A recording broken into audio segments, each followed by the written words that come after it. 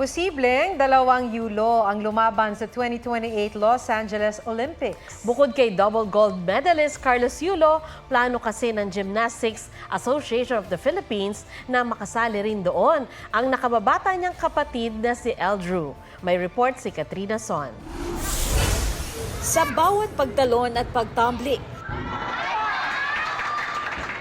pati na sa pagbalibaligtad sa rings, kitang-kita ang talento sa gymnastics na si Carl Jarrell Eldrew P. Yulo, ang 16 na taong gulang na nakababatang kapatid ng double gold Olympic medalist na si Carlos Yulo. Jarrell Eldrew of NCR. Malimit siyang nag-uuwi ng gintong medalya. 9 na taong gulang pa lang daw si Eldrew nang manalo ng medalya sa ibang bansa. Ang inspirasyon daw niya, ang kanyang kuya.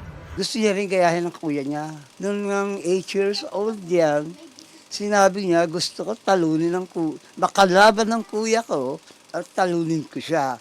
Yun sinabi niya yun.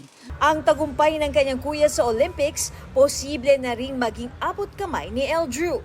Ikinatutuwa raw ng kanilang pamilya na isa si Eldrew sa mga napipisil na lumahok sa 2028 Los Angeles Olympics. Sa tingin ko, ready na din siya dahil yung mga past 3 laban niya, nakakapitong gold siya.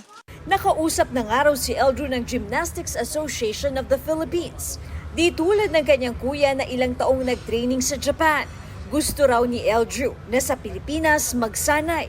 Naghahanap na raw si GAP President Cynthia Carrion ng permanent coach para kay Eldrew at para sa Gymnastics Philippine team. Bulgaria is one of them, from Bulgaria.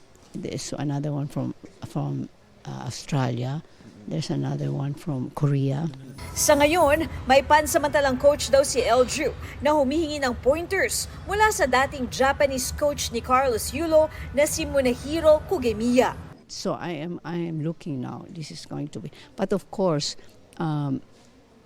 Rayland Capillan is coaching him right now. Yeah. But Rayland is always texting Carlos, Coach Mooney, and Coach Mooney is advising him how to coach Eldrew. Katrina Son, nagbabalita para sa GMA Integrated News.